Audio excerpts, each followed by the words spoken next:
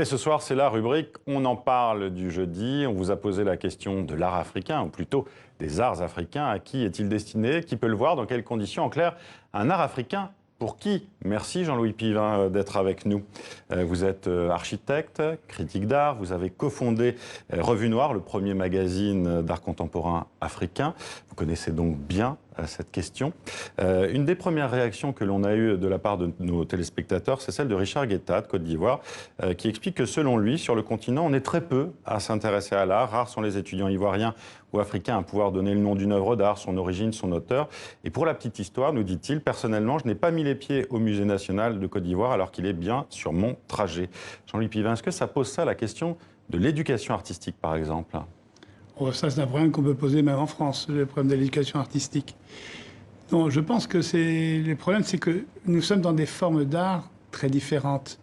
Là, on parle d'art, il y a les arts rituels qui existent et qui continuent à exister.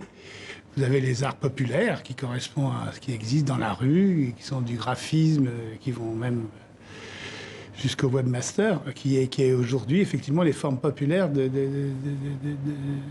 d'art plastique. Et ensuite, vous avez l'art plastique qui, lui, effectivement, malheureusement, n'a pas forcément de lieu. Le Musée national, lui, ne fait pas d'art contemporain. Par contre, il a une collection d'art rituel très importante.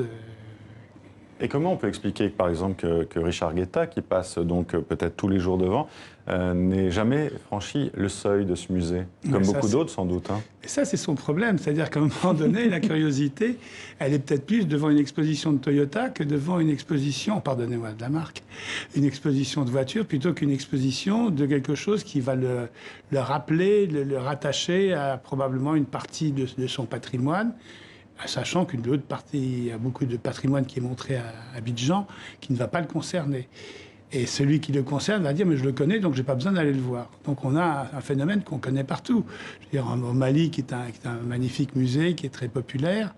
Vous parlez du Musée national du Mali, que vous avez co-réalisé, entre autres. Oui, enfin bon, c'est un détail, mais c'est parce que... Non, je parle du musée du Mali parce que c'est un des rares musées qui a effectivement toutes les conditions pour recevoir.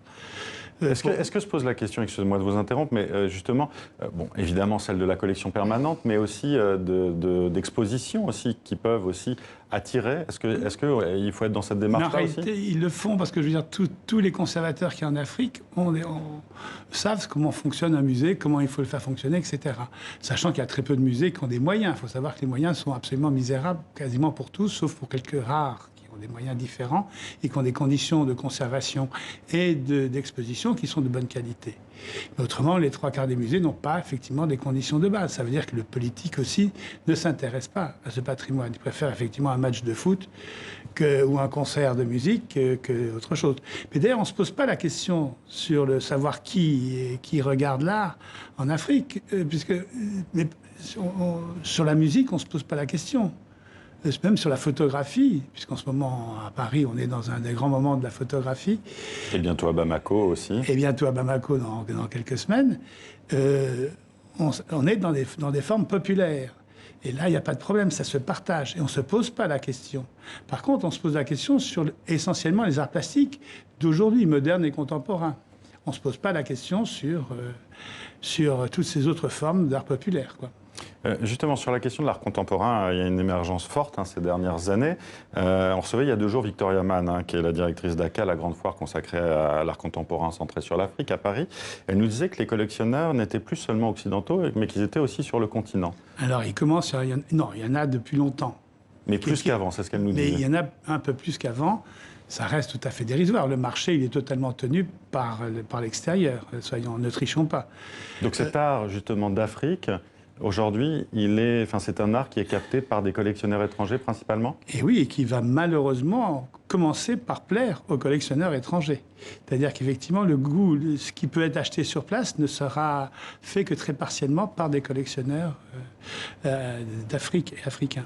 Alors, il y a quelque chose qui est beaucoup revenu aussi dans les réactions de nos téléspectateurs, c'est la question aussi de la restitution.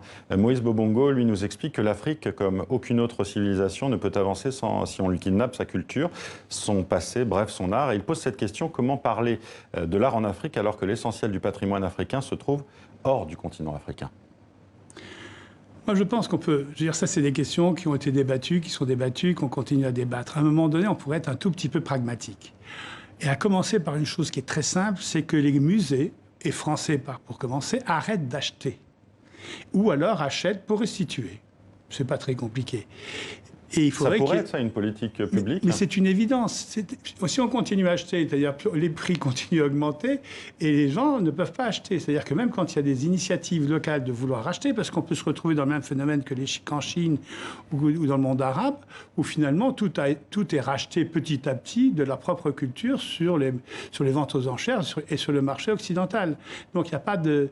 Par contre, il y a quelques personnes aujourd'hui qui ont des noms qui sont capables, comme la Fondation Zinsou, comme la Fondation Syndicat de Colo, qui font des efforts, plus quelques autres, ils ne sont pas tous les deux tout seuls, il ne faut pas exagérer, mais qui font des efforts pour effectivement essayer qu'une partie du patrimoine reste, soit acheté et revienne dans leur pays. Mais ça, il faut qu'il y ait des gens qui le fassent. Il y a aussi une véritable envie de le faire. Et là, vous parlez de fondations privées aussi, avec des deniers privés. Et on repart aussi sur la question justement des politiques publiques et des politiques d'acquisition aussi. On ne va pas tricher là-dessus non plus. Je veux dire que dans tous les pays d'Afrique, les priorités ne sont pas culturelles. Quand on voit le problème de la santé, de l'éducation, de la justice, de la police, etc., on se doute bien que la culture passera après tout. Donc l'initiative est forcément à l'américaine, à l'anglo-saxonne, disons, elle est forcément privée.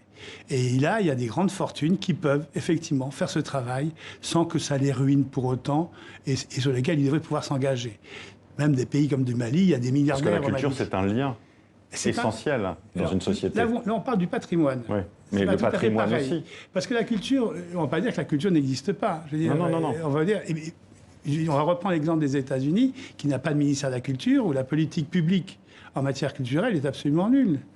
Alors que, comme par hasard, c'est la culture dominante qui fabrique toute notre culture quasiment aujourd'hui dans le monde entier. Donc la notion d'État qui doit faire quelque chose n'est pas une obligation. Elle doit inciter, elle doit créer le cadre pour pouvoir faire fonctionner, mais à part ça, je veux dire, il est possible qu'on puisse dire que la culture est entre les mains des Africains et uniquement des Africains. Riches, de préférence, pour qu'ils puissent faire des choses, faire des musées, faire des équipements, à commencer déjà à faire simplement des lieux de réserve, de conservation. Et le musée viendra après, mais déjà qu'on conserve sur place des choses. Merci Jean-Louis Bivin d'avoir été avec nous et de nous avoir apporté cette analyse Merci beaucoup. passionnante.